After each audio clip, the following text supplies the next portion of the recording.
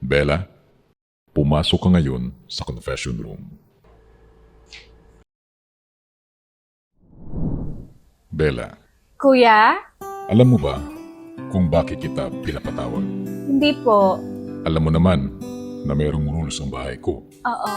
Ano sa palagay mo ang nagawa mong mali?